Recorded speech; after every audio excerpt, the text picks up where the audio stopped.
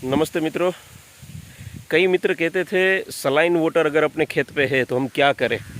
और गुजरात ही नहीं, आज हम महाराष्ट्र के अंदर में है तो महाराष्ट्र में भी सलाइन वाटर के कारण कई जगह ऐसी है जहाँ पर खेतीबाड़ी के अंदर में कई चीज़ें होती है, कई चीज़ें नहीं होती है। तो आज बाम्बू उस विकल्प के तौर पे आया है। जानते हैं डॉक्टर साहब से, जो साइंटिस्ट भी है और उन्होंने एक तोड़ निकाला हुआ है जो सलाइन सॉइल या सलाइन वाटर है, तो उसमें हम क्या कर सकते हैं। नमस्ते सर। नमस्कार जी, दीपक जी, आपका खुद का एक परिचय दीजिए कि आपने अभी तक एग्री के लिए क्या काम किया हुआ है और बेसिकली आपका एम क्या है, क्या आप कर रहे हैं। नमस्कार मित्रों, मेरा नाम डॉक्टर दीपक रेड्डी, मैं सांगली से रिलेटेड हूँ, सांगली महाराष्ट्र से। अभी आप जहाँ पे खड़े हैं वो कोल्हापुर का प्लॉट है, ये बाम्बू का। अभी हम जो बोल रहे हैं, बता रहे हैं कि सलाइन सॉइल में, सलाइन सॉइल में कोई भी चीज़ पॉसिबल नहीं है।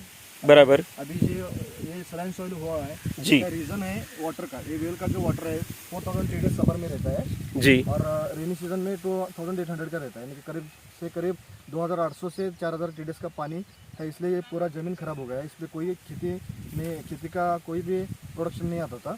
ओके। ग्रेप्स था 8 साल पहले, वो भी मर गया था जी। इसलिए हमने क्या किया कि एक जंगली बाम्बूसा बल्कोआ का प्लांटेशन का प्लान बनाया, जी। क्योंकि वो सॉलिड है, मैसिव है, बराबर। इसमें बायोमास ज़्यादा है। उस ओके। बायोमास ज़्यादा होने के कारण धीरे धीरे धीरे ये सलाइन सॉइल कम होते जाता है, इसका जी। पीएच जो बढ़ गया है वो भी कम होते जाता है। जी। और उसी के कारण, बायोमास के कारण जो ओसी है, ओसी मतलब कि ऑर्गेनिक कार्बन जो मिट्टी में रहता है, जी। इसका परसेंटेज जो सलाइन सॉइल में कम था, अभी इस बाम्बू की वजह से बढ़ना चालू हो गया था। इसका रिपोर्ट में मेरे पास है। जी। पहले मैं आपको बताता हूँ कि इसका सलाइन सॉइल का जो टीडीएस था, टीडीएस के बारे में आपको बताया। जी। अभी पीएच के बारे में बताता हूँ। 8.13 पीएच था, हाँ। अभी इसका पीएच हो गया है बिलो 8 बिलो 8। हो गया ओके। है। और जो ओसी था जी। वो कम था, ऑर्गेनिक कार्बन हाँ। 0.17 था। तो 0.17 से बढ़कर अभी 1 साल 8 महीने हो गए सर इस प्लांटेशन को। जी। ये जो प्लांटेशन देख रहे हैं 1 अगस्त 2020 का है। जी। अभी 1 साल 8 महीने पूरा हो गया है इसको। 1 ओके। साल 8 महीने होने के बाद इसका जो ऑर्गेनिक कार्बन है जी। 0.17 जो था, जी। उससे बढ़कर अब 6.6 पे आ गया है, यानी कि टिबल बढ़ोतरी हुआ है। 3 टाइम्स इसका ओसी बढ़ गया है। जी। ये ओसी बढ़ने से कारण आप देख लीजिए, इसका जी। ग्रीनरी और इसका प्रोडक्शन जो है, हाई प्रोडक्शन 20 फीट तक गया है सर। जी। पूरा देख लीजिए। यस। ये चमत्कार सिर्फ बाम्बू का ही, ये बाम्बू ही कर सकता है। बराबर। मतलब ये जिस एग्रीकल्चर लैंड पे पानी टीडीएस के कारण खारा है, हाँ। या जिसकी ज़मीन जो है वो थोड़ी सी एसिडिक है या तो खारी है, जिसमें क्षार की मात्रा ज़्यादा है, हाँ। उस सभी के लिए बाम्बू जो है वो 100% जो है। बाम्बू ये वरदान ही है, कल्पवृक्ष हम बोलते हैं इसको। अभी जी। ये जी। फार्मर जिधर कुछ भी नहीं आता, बराबर है। बाम्बू ग्रो करेगा ऐसा था थियोरेटिकल में, लेकिन हमने प्रैक्टिकल भी वो चीज़ कंप्लीट हो चुका है। यस जी जी जी जी जी, बराबर है। अभी जिधर 1 रुपए का इनकम नहीं था, अभी इसको 7 गुंटा में 50,000 रुपये आ रहा है, यानी कि ये ओनली 7 गुंटा में जी। 50,000 आ रहा है, यानी कि 1 एकड़ में आप 2 लाख के नीचे नहीं आएगा बाम्बू का। बराबर है। और ये लाइफ टाइम रॉयल्टी इनकम है। जी, एक बार लगाना है और ये तो आगे कितने साल तक की एज रहती होगी ये बीज वाले की। बीज वाले की कम से कम 40 साल का एज है सर। अच्छा, कम से कम 40 साल का एज तो ये बीज वाले का अपना रहता ही लेकिन है। पहले हार्वेस्टिंग के लिए आपको 3 साल रुकना पड़ेगा, जी। फिर बाद में हर साल इसका हार्वेस्टिंग ले सकते हैं। बाकी का हर साल को इसका कटिंग रहेगा, और हर एक कटिंग को उसको 2 लाख रुपए का इनकम जनरेट होगा। जहाँ पे कुछ नहीं आता, जहाँ पर कुछ भी नहीं था, हाँ। वहाँ पर जो है अभी वो 2 सीधा ही 2 लाख लाख इसका रुपए चालू प्रति एकड़ के हिसाब और से। इसका सक्सेस स्टोरी हमारे महाराष्ट्र के जो सबसे बड़े पेपर अखबार है, जी। सकाळ पेपर, हाँ। वो हमारे पवार साहब का है, डॉक्टर शरद चंद्र जी पवार साहब, जी। जो इसके राष्ट्रवादी पक्ष के राष्ट्रीय अध्यक्ष है, प्रेसिडेंट है। जी। बहुत बड़े हस्ती है शुगर लॉबी में, उनका खुद का पेपर है। उनके पेपर ने सक्सेस स्टोरी बनाया हुआ है। हाँ। जी तो जी फार्मर का जी, क्रॉस वेरिफिकेशन करके बनाया हुआ है।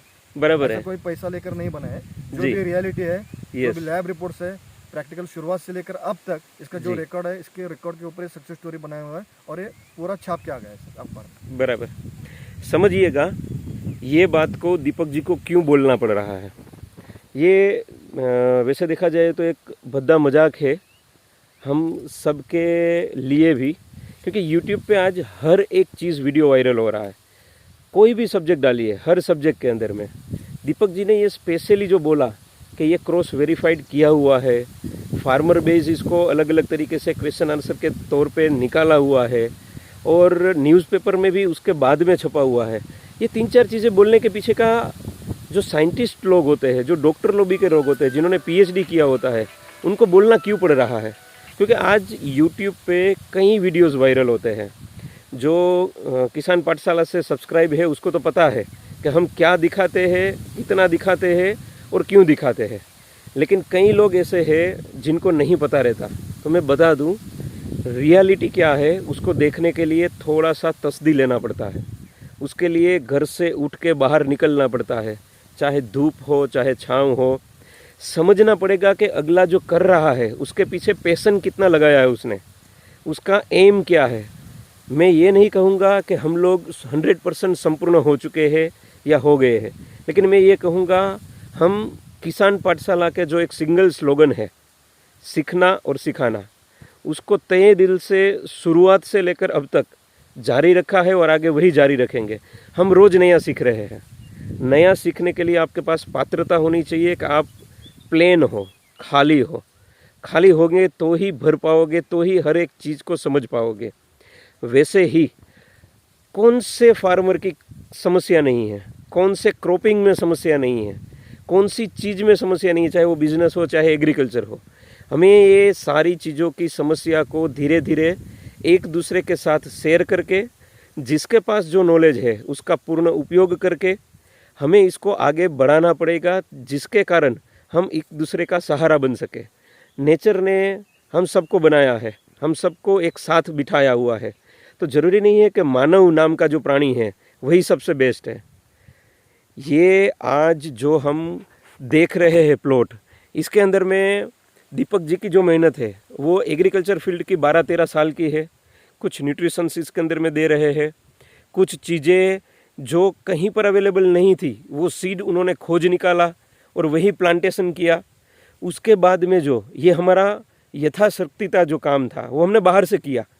उसके बाद का जो काम है, समझना, उसके बाद का जो काम है वो दीपक जी खुद बोल रहे हैं। ज़मीन उन्होंने नहीं सुधारी, ज़मीन के लिए कोई केमिकल, कोई फर्टिलाइज़र दूसरा नहीं डाला हुआ है।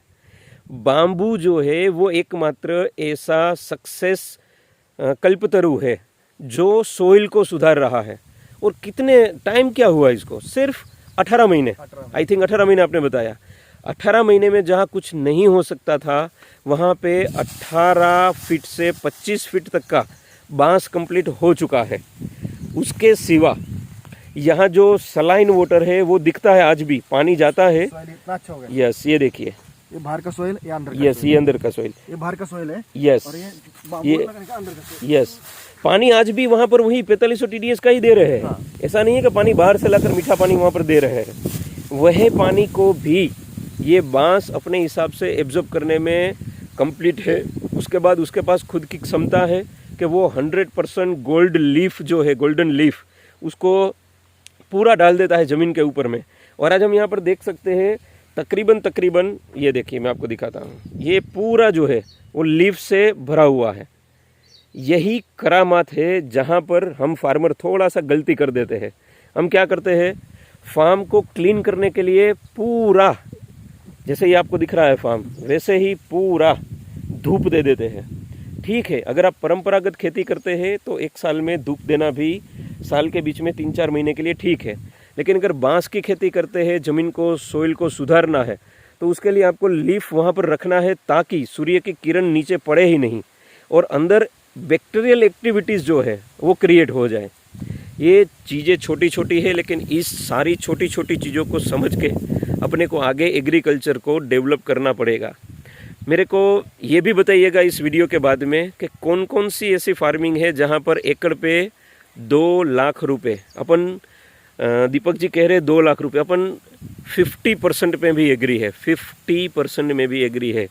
1 लाख रुपए प्रति एकड़ कौन सी फसल ऐसी है जिसमें इजी गोइंग हो, 40-50 साल तक आगे चल सके और सबसे गहरी और बढ़िया बात, जहाँ फार्मर के दो जगह पर पैसे सबसे ज़्यादा जाता है, एक है उसको इनपुट देने में, खातर दवाई वगैरह, और दूसरा है पेस्टिसाइड के लिए और मजदूरी के अंदर में।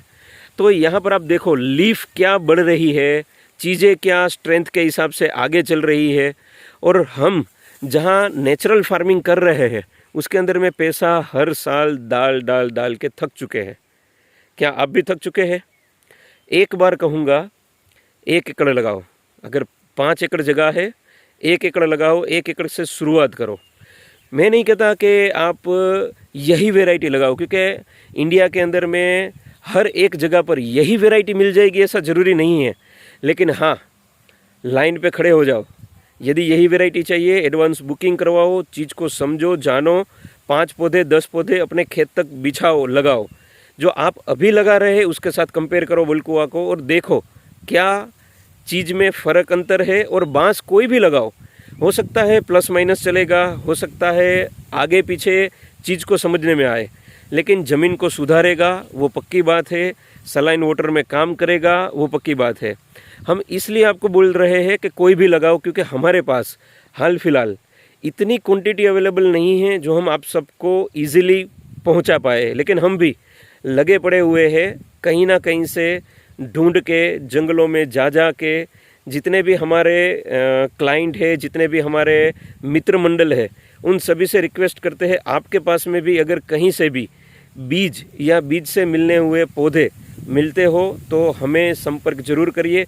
कई किसान से जिनको लगाना है, हम नहीं दे पाते हैं उस चीज़ को, हम प्रोवाइड नहीं कर पाते। गवर्नमेंट को चाहिए, बड़ी मात्रा में चाहिए, उसके लिए टिश्यू कल्चर भी कंपलसरली किया है। लेकिन फिर भी जहाँ बीज मिल रहा है, बीज के पौधे मिल रहे हैं, वहाँ पे वो लगाइए। और बल्कुआ वैरायटी ऐसा है जो आपको फास्ट से फास्ट काम में आ सकेगा। और जो दीपक जी और दीपक जी जैसे कई मित्र ऑल ओवर इंडिया के अंदर में काम कर रहे हैं, कई हमारे संपर्क में है, कई हमारे संपर्क में आ रहे हैं, उन सभी का सार्थकता, उन सभी का इतने साल का अनुभव हम लोगों को इसके अंदर में लेना चाहिए ही चाहिए। ठीक है, थैंक यू दीपक जी। और कुछ आप कहना चाहेंगे दर्शकों को? कुछ चीज़ें ऐसी हो जो मैं शायद नहीं ले पाया हूँ। एक चीज़ है कि इससे पैसा भी मिलेगा, खराब ज़मीन अच्छी भी होंगी, और जी। इन्वायरमेंट में ऑक्सीजन का ज़्यादा प्रमाण बढ़ेगा, परसेंटेज बढ़ेगा। जी जहाँ जिस जगह में आप लगा रहे हैं उस विलेज का ऑक्सीजन लेवल बढ़ जाएगा, जी, कार्बन डाइऑक्साइड ज़्यादा वो खींच सोखेगा। लेता है, ये करता है, और ऑक्सीजन ज़्यादा लेता है, इन्वायरमेंट के लिए बहुत अच्छा है। और जी। जहाँ पे एक पंछी नहीं आ रही थी इस गांव में, अभी देख रहे हैं इधर इस साइड में एक पंछी नहीं, लेकिन अंदर जाए तो पंछी का घोंसले ही भरे हुए। बराबर है। और वो पंछी आते हैं, पंछी बैठते जी। हैं, पंछी घर करते हैं, फिर बाद में मधुमक्खी लगती है, जी हनी बीज लगता है, मधुमक्खी होता है, वो आता है। इसलिए क्या होता है कि ये नेचुरल जो नेचर गया हुआ है, वो जी, पूरा गया हुआ नेचर इधर वापिस आ रहा है। इकोसिस्टम जो है वो डेवलप हो रही है। इकोसिस्टम ऑलरेडी डेवलप हो चुकी है सर। जी। अभी अंदर जो है, मैं और एक बात बताता हूँ। हाँ आप आइए अंदर। जी जी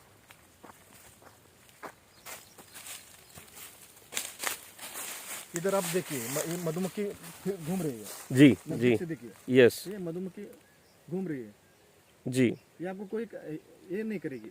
यस, ये बात आपकी बिल्कुल सही है। यहाँ पर मैंने देखा आगे 2 बड़े बड़े जो है मधुपुड़े भी थे, हाँ। लेकिन मधुमक्खी घूम रही है। अपन अंदर गए, बाहर आए, लेकिन कहीं पर भी हमें कुछ भी चीज़ का जो है इधर उधर वाली कहानी मिलती नहीं है। नहीं नहीं, ये देखिए नीचे भी आप देखेंगे तो अलग अलग जो है सब ये सूक्ष्म जीव जो है। सूक्ष्म जीव भी डेवलप हो गए। जी जी जी ये सभी का रीजन है कि इन्वायरमेंट अच्छा हो गया है, जी और जो यहाँ पे माइक्रो क्लाइमेट रेडी हो गया है, जी जो आप गाड़ी में महसूस एसी का नहीं करते, फीलिंग नहीं करते। जी। अगर आप 5-10 मिनट इधर रुकेंगे, यस पूरा फ्रेश ऑक्सीजन लेके, ये micro climate AC, natural AC लेके, फ्रेश एनर्जी लेके आप बाहर जा सकते हैं। जी और जी 100% एक अच्छा फीलनेस यहाँ आता है। और ये इंटरक्रॉपिंग जो मैटर है, जी, पहले साल ही हम ले सकते हैं, और बाद में ऐसे माहौल में हम इंटरक्रॉप नहीं ले सकते। नहीं, फिर बाद में कुछ भी नहीं हो नहीं सकता हो इसके सकता, अंदर में। लेकिन इसमें बाद में आगे जाके जी ये जो माइक्रो क्लाइमेट बोले तो सर, ये 13 डिग्री सेल्सियस का माइक्रो क्लाइमेट रेडी हो गया है। जी, तो इसमें मसाला भी उगा सकते हैं नीचे, ये प्लस यस ये कई फार्मर का जो है क्वेश्चन रहता था कि हम जमीन अगर बड़े लेवल पे भी काम करते हैं तो एक फसल तो हो गई कि बांस अपन हर साल काटेंगे और बेचेंगे, लेकिन क्या बीच में कुछ हो सकता है? इसमें यहाँ पे अभी आप मसाला लगा सकते हैं। जी जी जी जी जी, यस, जिसको धूप कम लगता हो वो सारी मसाले की वेराइटीज जो है। हाँ, अगर ये कॉम्बिनेशन करेंगे, जी, एक गांव में एक फार्मर ने ऐसा ट्राई किया ओके, तो उसको मैं बोला था 2 लाख रुपए, उससे भी ज्यादा मिल सकते हैं। बराबर है, बिल्कुल मिल सकता है। और जी। नेचर भी उसको मिल सकता है। यस यस, देखिए सर, अभी एनवायरनमेंट डे है, इस पे आप शुरू कर सकते हैं। 5 जून को पूरे वर्ल्ड का एनवायरनमेंट डे है। जी, इस पर्यावरण डे में मेरी एक ही विनती है सभी किसान भाई बहनों को कि इसको आप लगाना शुरू कर दीजिए। बिल्कुल बिल्कुल, धन्यवाद। यस जी, थैंक यू।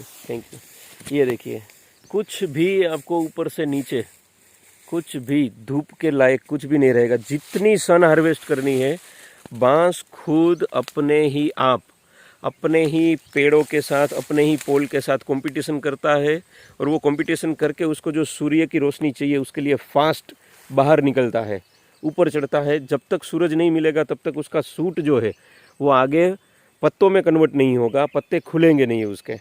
और यही कारण है जिसके कारण ये फास्टेस्ट ग्रोथ अर्थ के अंदर में, पूरे अर्थ के अंदर में फास्टेस्ट ग्रोथ के अंदर में ये क्रॉप आता है। हमारा काम सिर्फ आपको समझाना, आपको एजुकेटेड करना, कुछ गाइडलाइन देना और खुद अलग अलग तरीके से समझना है। फिर आप खुद अपने विकल्प ढूंढिए, अपने आसपास की चीज़ों को समझिए और जुड़िए नेचर के साथ। Thank you very much.